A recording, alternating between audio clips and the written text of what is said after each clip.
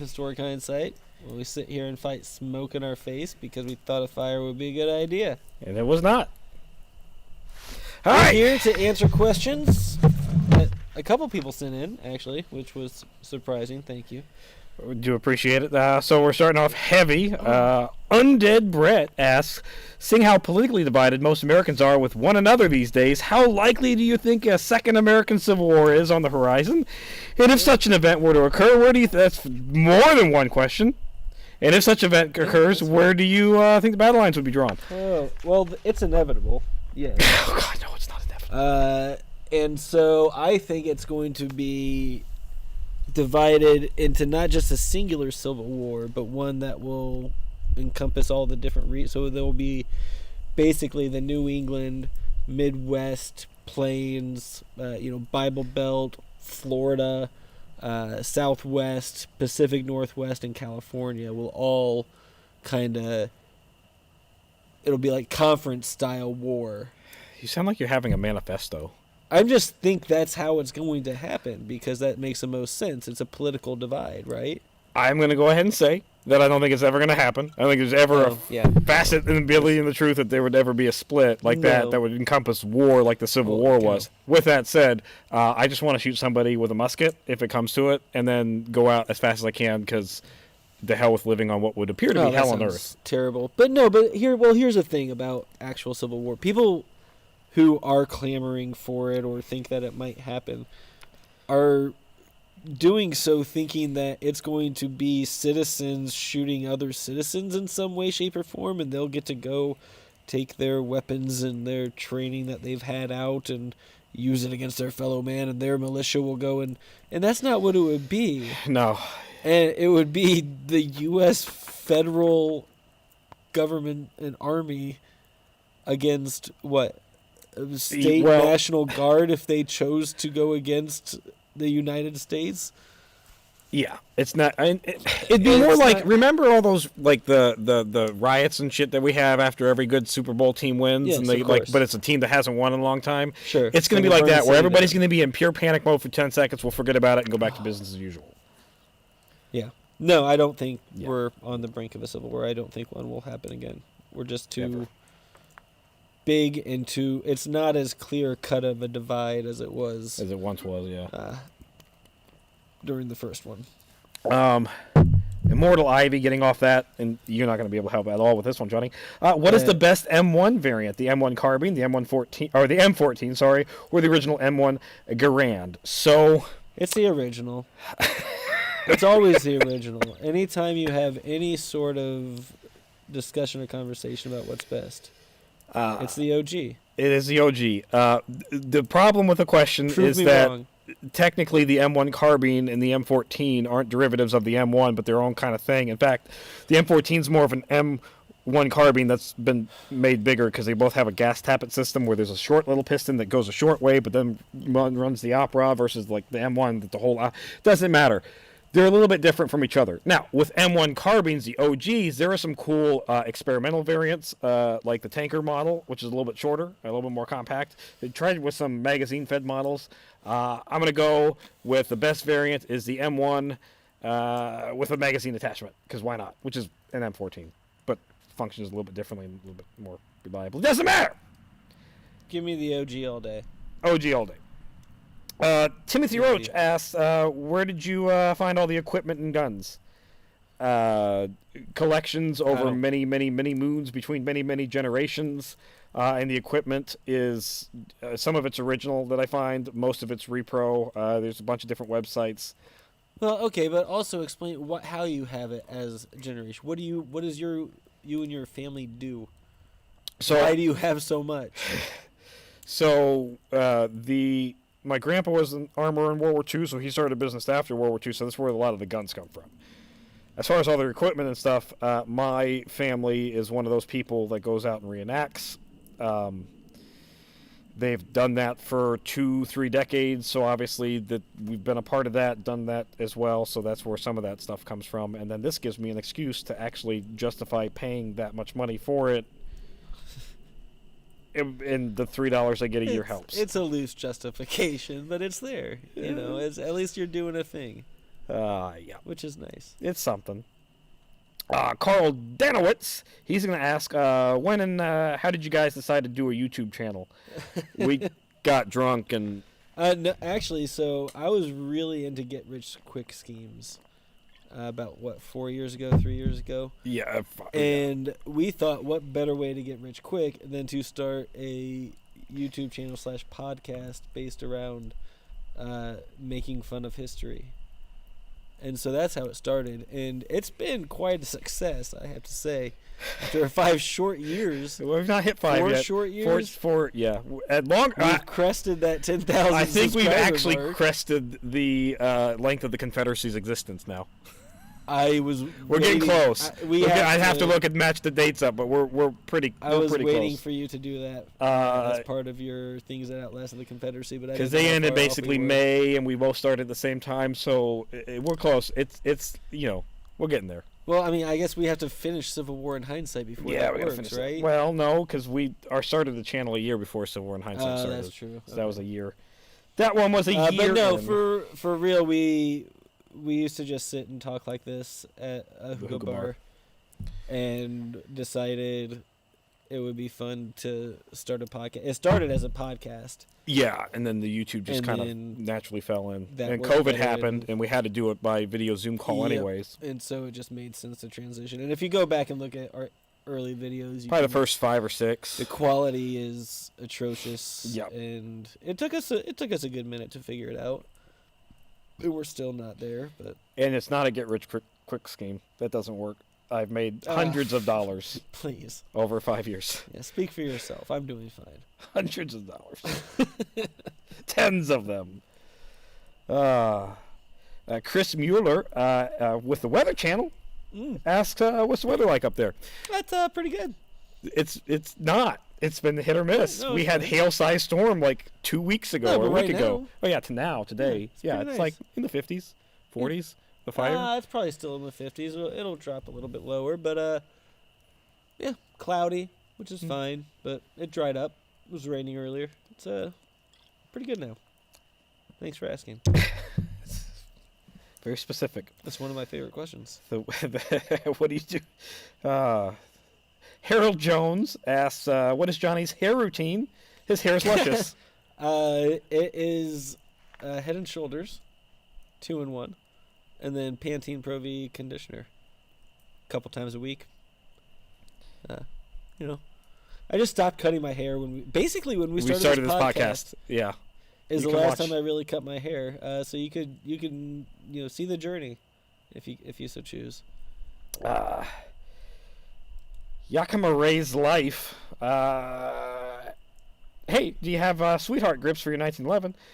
My granddad had my grandmother on his, which is A, awesome that you know what sweetheart grips are. And if you don't know at home, it's pictures of your loved one on your grip. It's B, also awesome that your grandpa had your grandma That's really dope. on the grips and not another lady. So was this like what they did before they painted the Well, they were doing that too. No, so the sweetheart, time? it would be like an actual picture, Okay. same time, on the grips. It was popular enough in World War II that. Gotcha. Sorry, we got a good question. Oh yeah. Who would be a better lightsaber duelist, Sherman or Lee? Oh. Lightsaber, I think, is an important distinction. Yeah, I mean, it's not if it's saber. Yeah. I mean, well, fucking hell. What was it, Sherman or Lee? Those are your options. Oh well, then it's Sherman all day. He's got like 20 years on him, younger, so he's got more. So he's more agile. He's spry. Yeah, his lightsaber, so he's got a good history of burning things. I think you can do that with a lightsaber. I mean, that's okay. Lazy, I don't know. That's a stretch for justification, but I get it. I mean, it's if it's an age thing. It's Sherman. Sherman's got the energy. Sherman's got the age. And you don't need much with a lightsaber. I mean, it's a quickness thing. It's a, I don't think it's going to be a drawn out duel like it with Yoda and, Draku or whoever. Probably the Star Wars references are not great with us. That's terrible. I used to actually be good enough to play Star Wars Trivial Pursuit for the original trilogy, and then they got the new ones. And Well, yeah, and then I just forgot everything, of course. But yeah, like my son was so into it that like we could answer 90% of the questions, and they're super specific. That sounds like a TISM thing. Yeah. So Eric. Yeah. Okay. All right, I'm gonna butcher this name because you guys' names are fun. Putsin Penserpow. I'm curious as to why there isn't a company making modern reproductions of some of these weird, wacky firearms. I know it's a niche, but it seems like a pretty populated one. Which, you're right, it's a niche. And you're right that niche of weird people that like, pew-pews and all that kind of fun stuff from, before everything. There are a lot of us. But typically we've spent a lot of money on other things like cowboy outfits and cowboy guns. And so when a gun price point is like $1,500, $1,600, $1,700 for a reproduction, and there's any originals out in the market for a similar price, which you usually be able to find it that way, you're never going to sell the repro. And there have been some weird, wacky guns that they've tried for like limited short runs. The Star revolver as a double action, there's actually less of those made as reproductions than originals, so those prices are all over the damn place. Long story short, there's an economy of scale. There's not enough people to buy them to drive the price down to a point where most people would be willing to pay for a musket. Like, most people aren't going to pay $2,500 for a musket, or that Spencer shotgun would probably be a $3,000 easy gun that would have to be reproduced, and you can't get that price down, and who's going to pay $3,000 for a shotgun? Yeah, not me. That's why the wacky ones aren't there. Hey, Tommy. Brett Allen Welsh. Good questions tonight. He had the other one, too. Do you think Canada would have seceded over the issue of slavery if Britain sided with the Confederacy?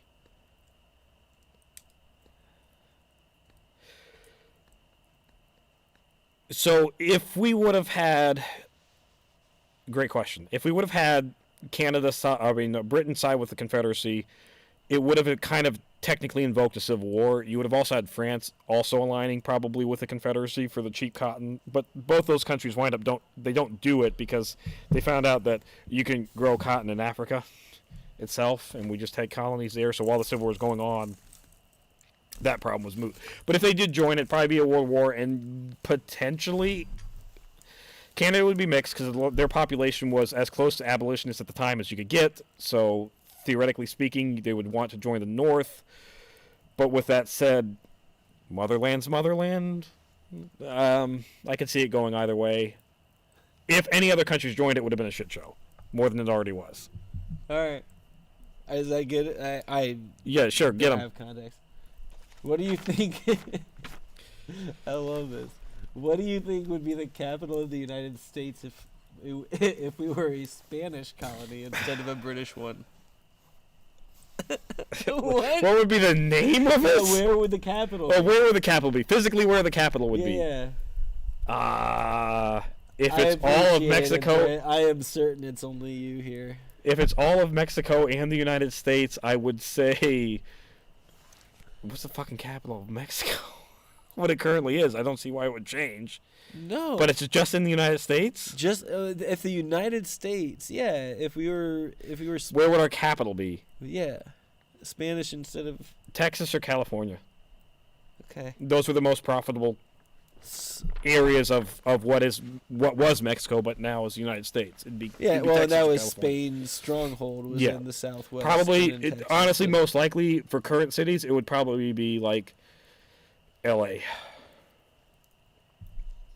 Just given that would make sense. What, L.A. or it would probably be somewhere more obscure because it would have been decided before L.A. was. Probably. It would be like Santa Monica or something. Yeah. I don't know a whole lot of cities in California. San Francisco might have been San Francisco was there during the whole time, so it might have been San Francisco. We'll go with San Francisco. San Francisco. I like it. Last one that I had written down, Ron Allen. Well, we got one watcher, so he can kind of. I mean, Brett's been he's doing his best. He's pulling his weight here. He is. He's doing double duty. Ron Allen asks, always wondered where the rifled barrels come from. It made the Civil War old tactics with deadly results. I'm assuming it meant with deadly results. All right, Yeah. Mr. Never Make Typos. Why you gotta? All right. We're not quoting. Like nobody's. It could have been my typo, to be honest. It too. probably was. In any case, so yeah, the Civil War was America's first foray into the average soldier having access to a rifled gun. Rifling itself goes all the way back to almost the beginnings of firearm. The first gun that we know of that had grooves cut in the barrel, which they were straight, they weren't spiraled, so you don't get rifling, but you still get slightly better accuracy than otherwise. It was all a mistake. It was actually built to give more room for the fouling of black powder so you could have more shots in between reloading. And then that turns into, in about the 1500s, if we twist the grooves, we get even more space for the fouling to build up. And then that turned into, oh shit, that actually gives a spin to the bullet, and we've got rifling. The reason why the Civil War was our first major innovation into that, not because rifling didn't exist, but because we found a way to load it quickly and still get the accuracy. In order for rifling to work in a black powder gun in modern day guns, the bullet actually has to kind of imprint itself or cut itself into the rifling, which means you have to have a really tight fitting ball to the barrel. So if you're muzzle loading that, it takes about twice as long to reload as smoothbore It's like sending does. it down a marble run. Yeah, you just you gotta or screw it. Need a drill to. Yeah, the Minier, and they try to get around this by making breech loaders. The Ferguson rifle was a breech loader that the British used, and they only made like 500 of them, and they were rifled, but they loaded from the breech. And the same with the Hall carbine. We did the same thing in the United States in like 1814. But yeah, it was all a mistake. And then, but during the Civil War, we had the Minier ball that got invented slightly before, so the bullet itself was conical and had a hole in the back of it, expanded, grabbed the rifle. I got that video on it. That's why it changed. Is there a historical scenario where Scotland could have maintained its independence from England? English history. I mean, probably. It would have taken it would have taken the lords of Scotland not to be able to be bribed by lands and deeds and all that stuff from England to be able to do it. Damn. So probably not. But they had a chance to vote on independence, freedom. What was it, like 3 or 4 years ago? And they're like, "No, we don't want it." England gives us benefits. It's about the same time that England got out of Brexit. Was it Brexit? Yeah, it was about the same time as Brexit. That they, like, Scotland was like, no, we'll stay with them. It was a little bit before Brexit.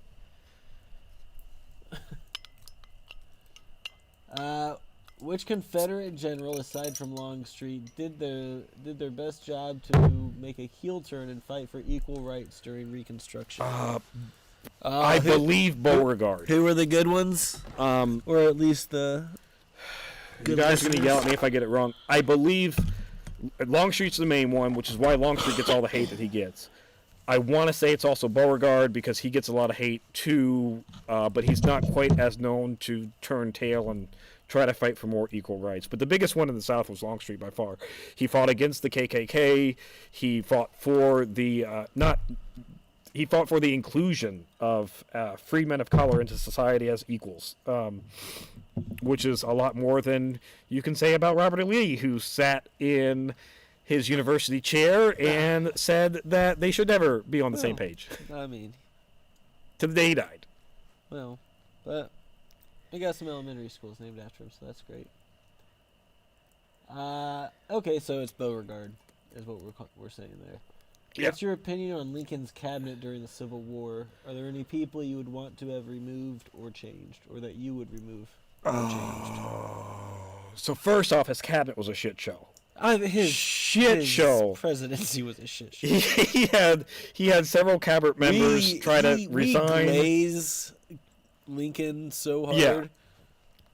His cabinet was full of corrupt, ridiculous people.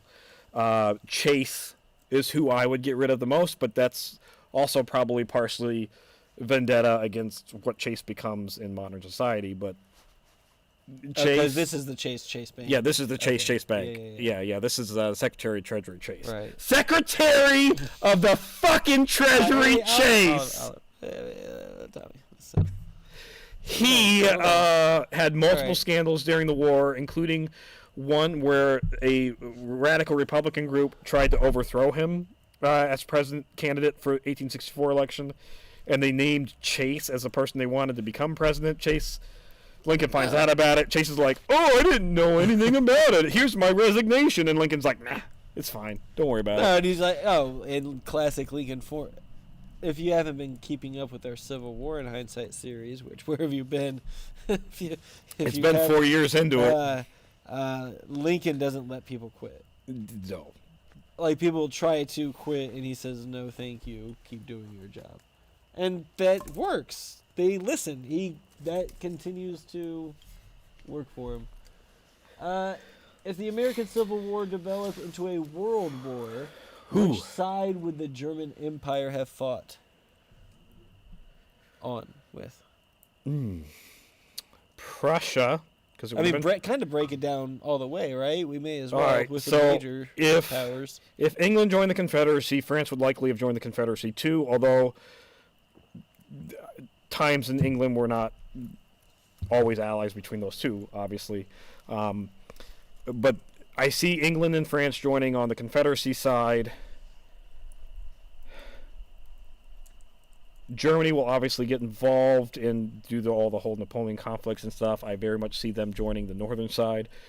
Europe at this time was very much not, like, we were the last, what we now consider superpowers to have had slaves. So at that point, there wasn't a lot of love for the slavery thing, and it wasn't. So it would come down to, would have come down to resources and trade, right? What did each country value most as far as products and trade with the United States? It was never close. Mexico would join us, by the way, the North, because they were already at war. That would be a problem, because that's a sandwich. Yeah, they were already at war with France. So France joined with England, and and they Cinco de Mayo. That's a French victory during the Civil War. Oh yeah. I mean, Mexican victory against the French during the Civil War. Sorry. Yes. Drinking happens. Yeah. Sure. Okay. Sorry, now I gotta find it. Who was the best Union cavalry commander? Union cavalry commander, the best one. God, I don't think I can even. Top five. I can name top 5 Union cavalry commanders of the Civil War. Tommy, let's go. Let's break this down. I don't. Number 5. I don't know. So I like history, but the names of every cavalry officer in the North. No, we've got one, and it's Kilpatrick, because we went to school. Hey guys, what are you doing? That's cool. And he had such bravery where he did a raid on Richmond that was only defended by Home Guard and militia, and he said nah, and he backed out. All right. That's terribly answered. Yeah, sorry. I don't know generals. All right, so had William H. Seward won the Republican Party's nomination instead of Lincoln, do you think the Civil War could have been avoided? No. Oh fuck. It happened before Lincoln took office. After he was elected, but before he took office, anybody but a pro-slavery Democrat would have kicked off the Civil War. Anybody who wasn't that, which was Republican at the time, that was all that was left, because the Whig Party got destroyed by a couple of presidents. Why we got an episode series things about the presidents? Watch those. We talked about that guy. Which one killed it? Yeah, it was the last one we did. Garfunkel and Oates. Who was That's it? the one. I don't remember. What was the question? Fuck. Do you think the Civil War could have been avoided? Oh no! It would not. No, it didn't matter who won that. If it wasn't a Democrat candidate that won the election. Yeah, South Carolina had made up their mind. Yeah. Did you two grow up learning Did you two grow up learning the Lost Cause version of the Civil War history? And if so, how did you start unlearning that perspective? Yes. No. I didn't. I did. I don't know how I didn't. I didn't go to a great school or anything. Maybe my books were just outdated enough that they didn't. Hadn't been translated to. So for me, growing up, I did not learn. Very much in school, we learned. I mean, they said slavery obviously was a primary cause, but it was always like fighting for states' rights was always mentioned right there, and then Me in my younger days, believe it or not, people can grow and learn and adopt. I, in my younger days, was like, states' rights! They were fighting for states' rights! And the brain wasn't developed enough to go, and those rights were. College Tommy was the worst, y'all. Beginning in college Tommy was the worst. And then college Tommy learned and grew and adopted and, fixed himself. No, that's important. Ways. Well, you start reading primary sources. That's what I was going to say, because the way that you do your research for our week-to-week Civil War podcast to look back on the events each week. Oh, God. Is looking at primary source documentation, which is horrifically boring. And I can't believe that you do it. Read an old U.S. newspaper from this time period. Just the rough amount of energy it takes to... they didn't speak the same. No. It wasn't the same language. And just the amount of energy it takes to translate that into... Now, I do rely heavily on a lot of separate works, including, Day by Day, U.S. Civil War history is a big one that's influencing... it's easy. It makes it an easy starting point to look for some of that information.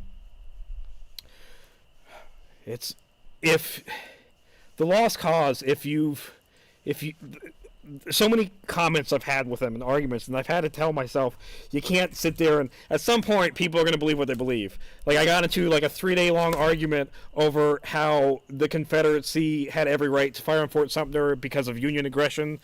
It was ridiculous, and the concept that he couldn't get it in his head that like they didn't own that fort or the islands around South Carolina. But whatever, he refused to believe or to listen or to think something's fine, but to be presented with what is reality and a researchable fact, and then still not change your mind and just stick your fingers in your ears and blah blah blah blah blah. Like that's some bullshit. Like that's what you can't do. And sidebar, we can be wrong, that's okay. Like, be wrong. Read, learn, listen. Yeah, learn from it. Anyways, what's the next one? Oh God, if I could. All right. Did you grow up already? No. Hello from Maine. Hello, Alexander. From Indiana. Oh, nice. All right, here we go. Another one. Top 5 Southern Unionist infantry regiments. What? This is easy. Tommy. I can't.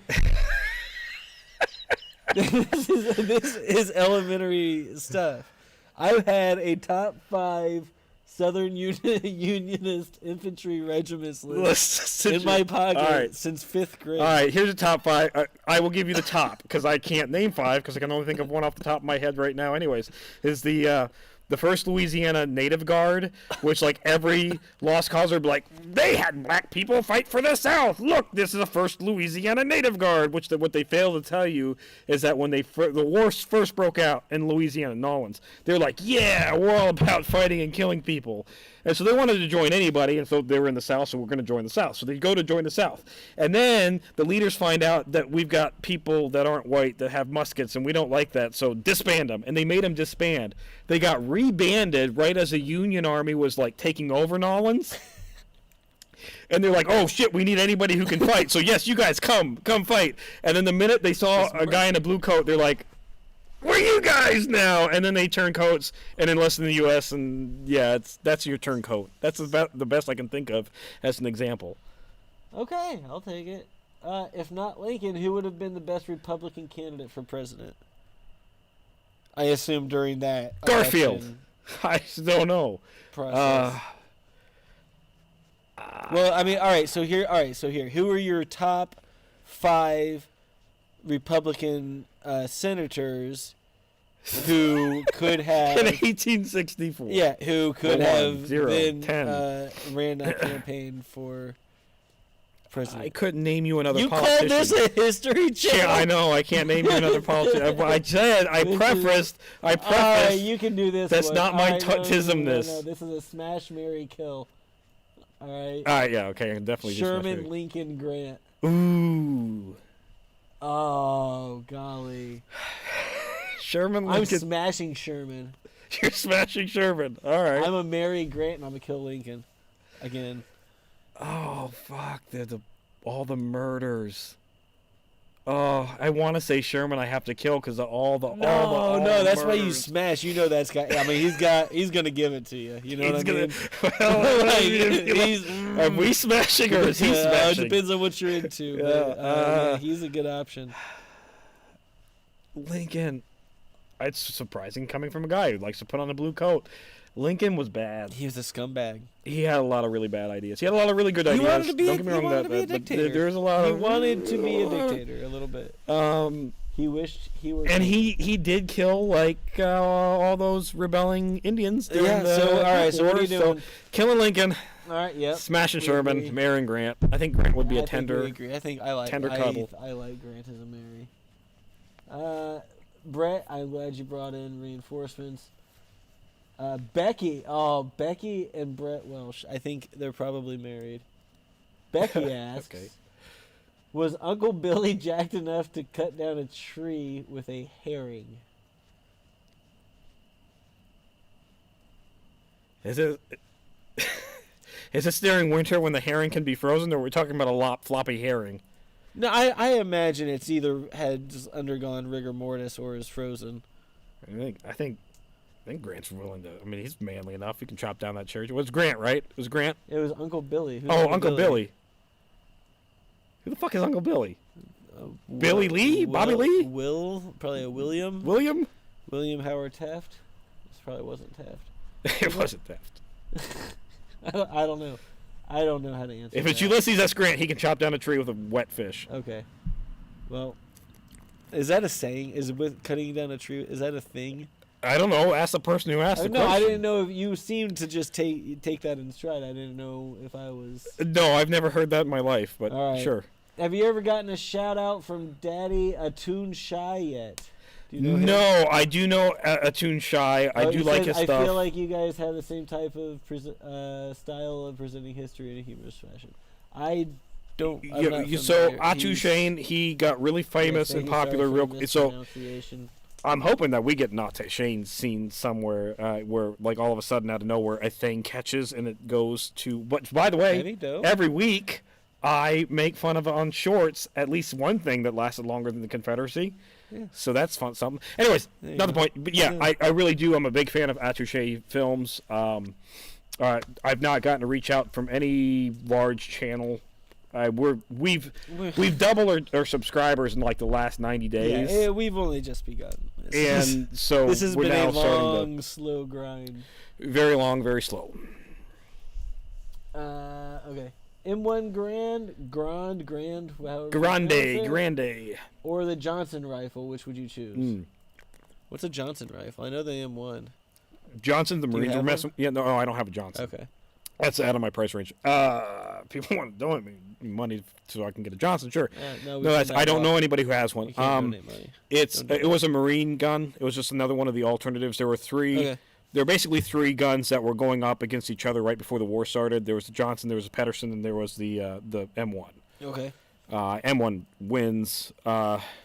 Design-wise, I think the M1 would have always still won. Was it just easier to manufacture? It was easier to manufacture than the other two. There were less moving components. The Pedersen actually was like a toggle link system, like a Luger. Yeah. Sure.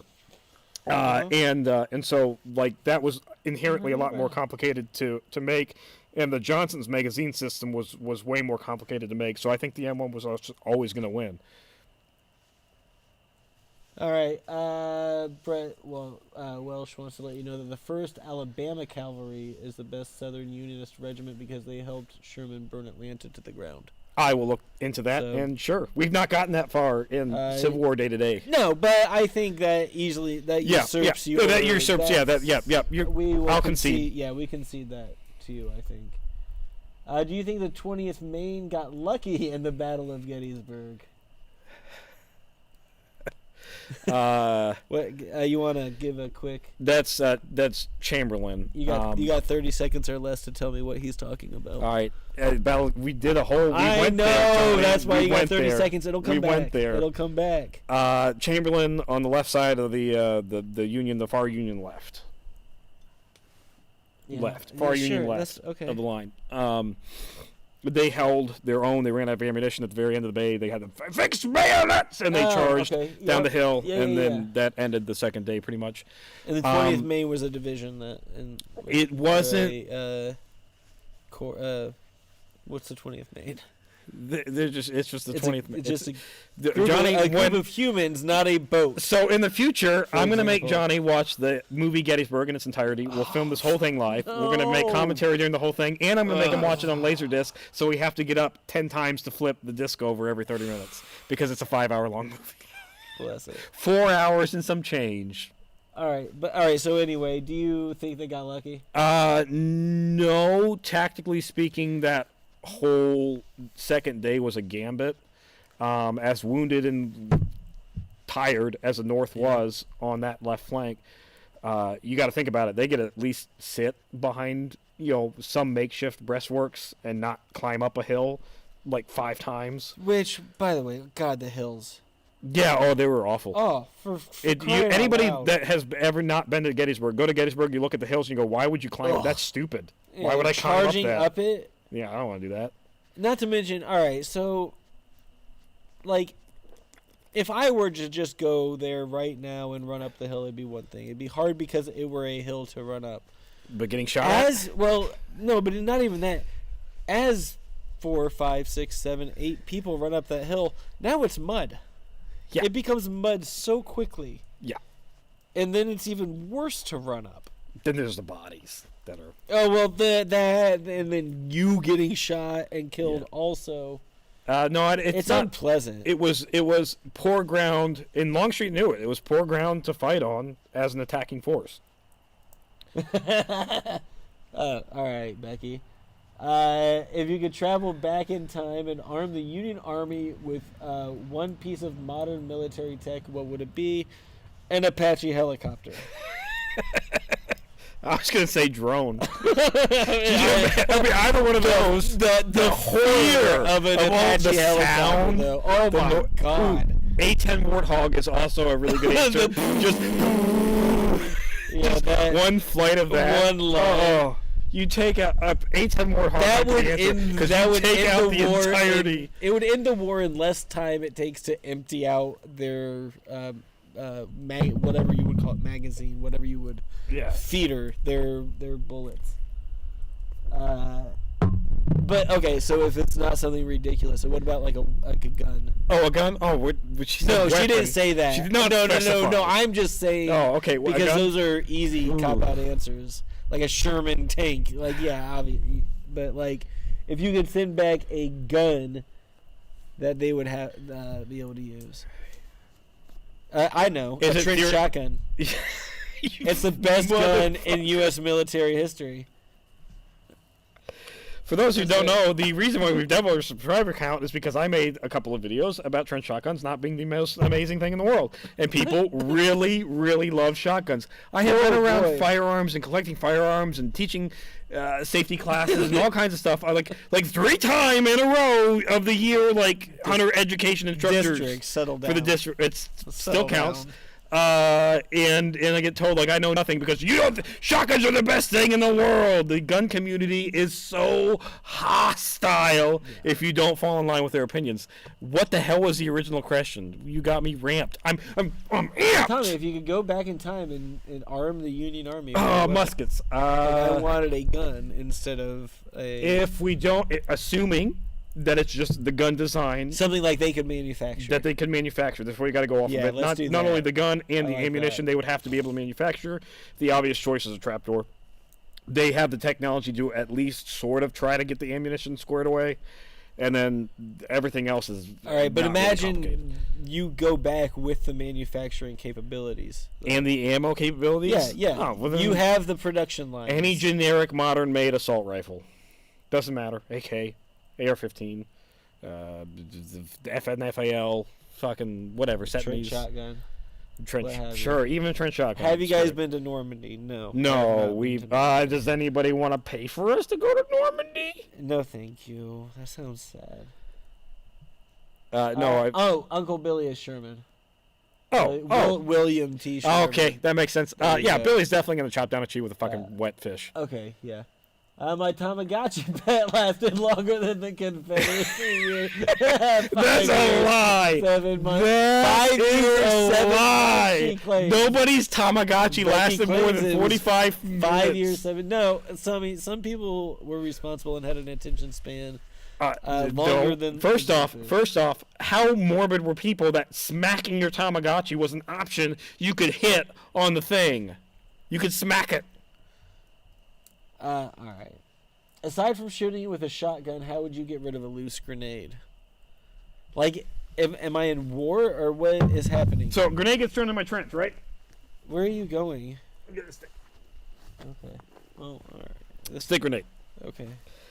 Comes into the trench. Oh, you got like a spike grenade in Halo, as we call that. So first off, the as was pointed out, the German stick grenades, whatever it is in German, they were more concussive explosives than they were like shrapnel explosives. So they were definitely lethal, but that was only about to like 10 meters. So roll over, or you take a stick grenade, and hopefully you have enough time to go out of the trench. I mean, that's inside of 10 meters. You're dead, bud. Well, whatever. It's up over a trench. I mean, shooting it. It's so the myths that we have from firearms with like because you heard it and it was told and it was repeated.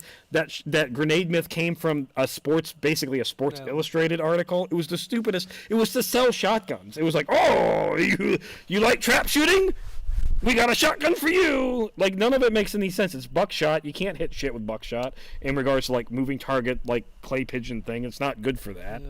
I had a video on it. All right, I would rip off my patch and then use the thread to go inside of the grenade and disconnect the wires.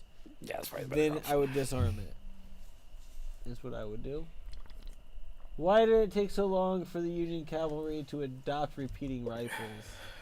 Ooh. Oh, that's a great question. He likes talking about this. Holy buckle up. Buckle up! Al, you opened up a can of worms. I'll stop him if it gets too long. Ammunition manufacturing is a problem. So even like hypothetically, we're going to take the gun manufacturing out of it. Like Henry's they can make 1 million muskets like everybody else can, and Spencer, same thing. The ammunition manufacturing of that and to keep the supply of the ammunition is a big problem. Now, the myth is always like, oh, well, they were a waste of ammunition. That's why the Ordnance Department didn't accept them. But in reality, it was the stability of the ammunition, the manufacturing of the ammunition, the transport of the ammunition, all that was, they didn't know how rimfire cartridges were going to survive or not survive. Are they going to explode in transport? Is there a danger of that? So they were very much concerned about that. Plus the manufacturing of it, the technology that we had to draw brass cartridges. It's a problem. Yeah, so you're trying to supply your army with anything you can get, including smoke in your face. But the more ammunition varieties that you have, the problem it becomes to supply those people and make sure they get the right bullets to the right guns. So, General Ripley of the Ordnance Department first said, 58 caliber, we're going to standardize on that. Everything's got to be rifled. If it's not 58 caliber, bore it up. If it's above 58 caliber, try to bore it down. Or, just not use those guns. From a logistics standpoint, it took forever for new guns to be tried. And because it's an expense. It's, how do we get the new bullets to the new right people? And then none of those guns were ever tried before in combat, so it's like you're taking a gamble. Will it work? Will it not work? And if you've ever actually really handled a Spencer, it is kind of dog shit in its magazine. That's in the your feeding. little. Yeah, that's the. Well, that's not the. It's the slower one. It's the. All right, it's the but it's the same. All right, yeah. so but even worse than that then. But is one of the problems with that? You get those 6, 8, 9. And then you 17, got your single feeding. And then it takes for your advantage is gone quickly. So that's why with it took that. It money and manufacturing capabilities. Yeah, that makes sense. In the ammunition. You guys should trash Gods and Generals if you want to get big. Oh God, Gods and Generals is so fucking bad. Johnny's never seen it. Johnny never will see it. He said that's how your bud Atun Shai. Okay, so listen, in my younger days, Gods and Generals came out. I was in. Attacking him and that sounds awful. What was it? He said that's how he got his first bump from the Neo-Confederates attacking. Yeah, they did. Oh God, I don't want any part of that. Johnny doesn't know anything about this movie. He doesn't know, but me, I was that kid, and I was like, states' rights. And I was young, and I was dumb, and I was like, the movie came out, and I was like, I love Gettysburg, so I got in my Civil War uniform, and I walked up to the AMC, and I'm like, I'm gonna see Gods and Generals, and it was, even then, as a states' rights, it's just not great, and it is nothing but propaganda. I mean, you know what they don't tell you about the Battle of Chancellorsville? Lee lost a third of his army and gained absolutely fucking nothing. And afterwards, Lee himself said, probably lost the war. Brett, I hope you make a fantastic dinner. Becky has been great. Thank you for at least bringing in reinforcements before you left. Becky asks, why were the Confederates so bad at making weapons? Because all they had was cotton fields. Yeah. They did not have manufacturing plants. They shipped off their raw goods from their farms straight up to all the great manufacturing plants in the north and had them do the work. And so the war comes and they have to manufacture things, and all of a sudden what used to be their country, where they could have things manufactured, was no longer their country, and they couldn't have things manufactured there. Yeah. Johnny's nailed it. They didn't have machining tools for it. They didn't have specialties. They bought so many contracts and said, we'll buy 5,000 of these guns, and then we'll get like 3 delivered. The best ones were the Richmond and the Griswold and Gunnison. Shit, the Griswold and Gunnison made like 3,000. It was nothing. Maybe 6. Somewhere in that mark. Becky asks next, what state would not be in the Union if Manifest Destiny never happened? And would they have eventually been occupied by the French or the Spanish? So Manifest Destiny was what? Going coast to coast. We want coast to coast. All right, that's when we decided we want the whole damn country. Washington. After we already said, hey, you guys go over there, we'll leave you alone. Then we decided, yeah, we want it all. No thanks, the rest. Yep, that's what that is. Washington, Great. Oregon, they were already at large disputes with us in Canada over territory rights and lines drawn and all kinds of stupid shit before the idea of Manifest Destiny was there. So potentially those 2 states, the entirety of the middle, like North Dakota, South Dakota, that area we got later. So probably those guys as well would most likely be Canadian, if like the idea of Manifest Destiny. Canada but California was under the control of who? Canada. What is Canada now? Well, but go back further. Oh, Indians. No, but the colonizers. Who colonized first? English. It was English. Yeah, it was English. Yeah, French. It was no. Well, you know what I'm asking. So hold on. You know what I'm getting at. The good fishing in Quebec was French. There was definitely French regions in Canada. Sure. Yeah. All right, so basically the Pacific Northwest would not be ours. Would probably not be ours, but everything else would be. A little bit of the Great Plains. You know, California, the Southwest, all that stuff we got from the Mexican-American War prior really to the Manifest Destiny being a thing. Yeah. Would the Mongols have successfully conquered the world if Genghis Khan was an immortal vampire? As long as he was okay with sailing boats, yes. Because at some point, you come into an area we got to sail. And when the Khans did attempt to invade Japan, it didn't go great. He was not far off anyway. No, not right? from the civilized world. No, he wasn't far off at that point. Yeah, he was pretty damn close, taking over everything. Yeah, no, yes, immortal vampire. Yep. What, the second? Is he second on our list or worst person?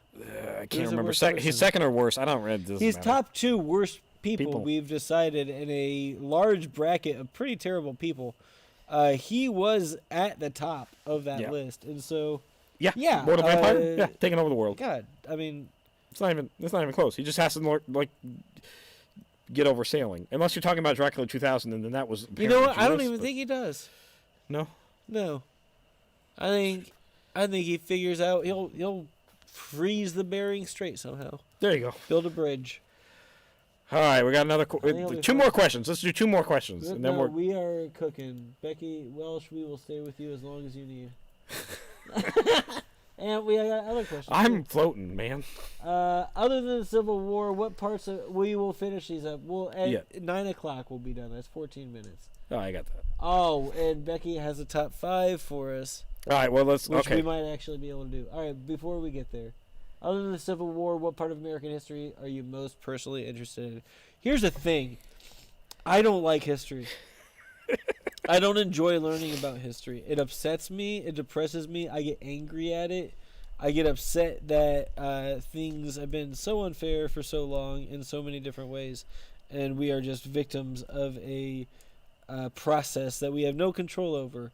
And the more I learn about the history of where that came from, why it is, and why it's always been and always will be, I get more and more depressed. So I don't enjoy history. But Tommy, do you like things other than the Civil War? I don't even like the Civil War. Like, I like it. Oh, but bullshit. the more we've done this every day, the more I get angry at it. Well, so no, that's the thing. There's a difference. You like the Civil War. He doesn't. He's realized the stupidity. Yeah, it was the massive amounts of stupidity, wasted time, wasted bad decisions. Just. We probably will never do another day-by-day thing ever. No, God, no. But if I do another big focus on something, it would probably be the Spanish-American War, and then, of course, the Philippine-American War that follows that. Nobody talks about it in the history, and it's kind of fun. A lot of weird innovations come out of it. Oh, and I like feudal Japan. Last Samurai is the best movie ever. Oh my God, the smoke! I can't. Give me a second. Is there a real-life historical massacre similar to the opening of Outlaw Josie Wales, where surrendering Confederates are mowed down with a Gatling gun? Absolutely not, because the Gatling gun was not in the field during the Civil War outside of perhaps All right, so that's just the Battle of Petersburg. No, there were a ton of massacres that happened in the Civil War. A ton of massacres on both sides. Both sides do a lot of really awful things to each other. And also to the Indians throughout. Yes. Yeah, we did that randomly because we can't stop doing that. Yeah. For crying. But yes, there are in real life. There are a lot of massacres from both sides. If the U.S. lost the Revolutionary War, how long would it have taken for us to gain our independence from the U.K.? We would be like Canada is, probably around similar-ish times, where we're not a part of them, but we're kind of a part of them, but, we've sort of not. What were the chances of us actually losing that war?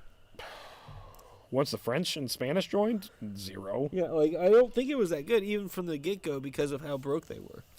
Britain was broke. That's why they invoked the taxes that we hated. It was never. It was their Vietnam. For the United States, it was a war that was too expensive for them to fight. Yeah. That was too difficult for them to really. And no real gain from winning. Well, except for the most defensible continent on Earth.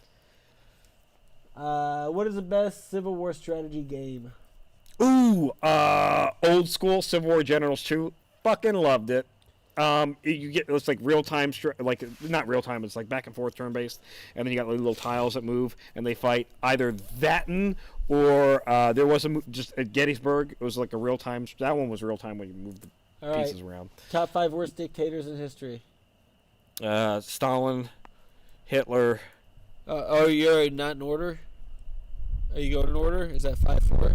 No, that 1, 2. We'll go 1, 2. Hitler, Stalin. Vlad.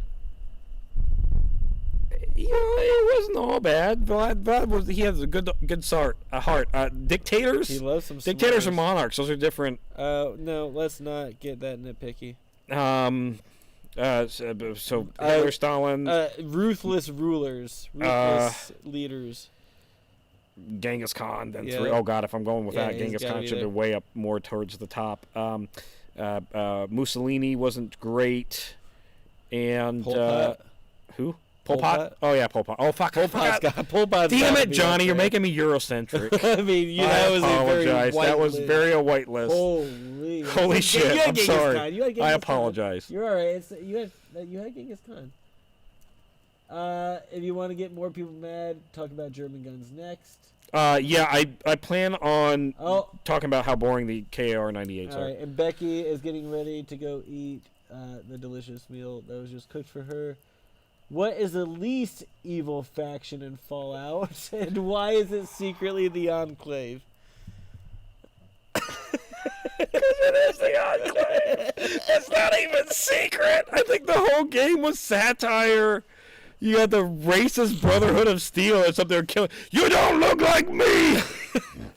And then the freaking Underground Railroad was like, everything's a secret, so you got to change your identity to exist. So that's your dog's puking. Hey, you good? You good? Dog's good. Dog's okay, guys. Yeah, it's definitely the Enclave's the best. I super appreciate you, Becky. Super appreciate everybody who joined us. Brett was awesome. EJ, Alexander. That might be everybody. Yeah, everybody. And if not, I appreciate whoever else was here. We appreciate anybody who has subscribed in the last little bit. Or Carl. Yeah, Carl, he's been commenting. So I appreciate you more than you know. That's it, guys. You all have a good night, and keep watching.